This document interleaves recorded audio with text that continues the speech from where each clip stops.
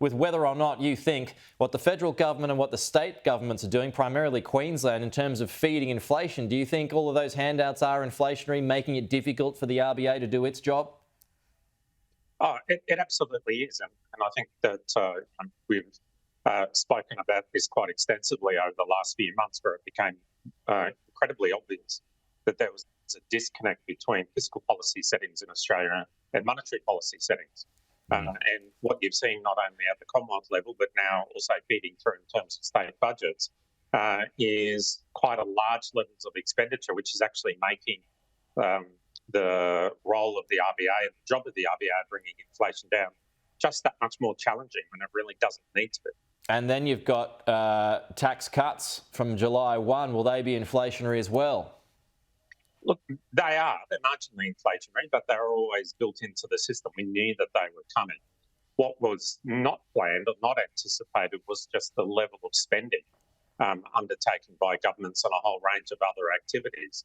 The other thing that's also muddying the water with regards to the Reserve Bank and understanding what's happening with inflation are all these cost of living relief programs that are being put in place that technically are going to see inflation fall because how they're designed. But we've already heard the Reserve Bank say they're going to look through that and try to understand really what's happening with underlying inflation. Okay, so where's KPMG at the moment, Brendan, when it comes to either cash rate rises or cuts this year? Where are you at?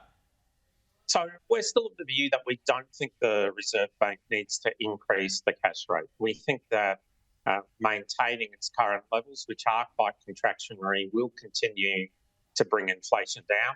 I think one of the things to understand is that you're seeing inflation, monthly inflation figures bounce around, but the pattern of inflation that we're seeing is still following a similar pattern to what you saw in the US. So we're about 7 to 8 months behind the US.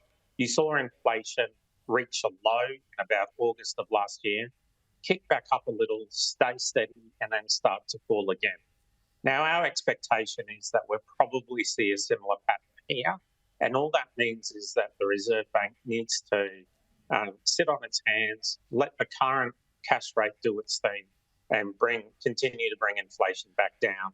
And then we'll start to see the real cash rate, which is the difference between the nominal and inflation, reach a level that will allow the Reserve Bank to bring cash rates back down, probably in the first quarter of next year. First quarter of next year. Okay. A lot of mortgage holders holding out for that, Brendan. Appreciate it. Thank you. We'll talk to you soon.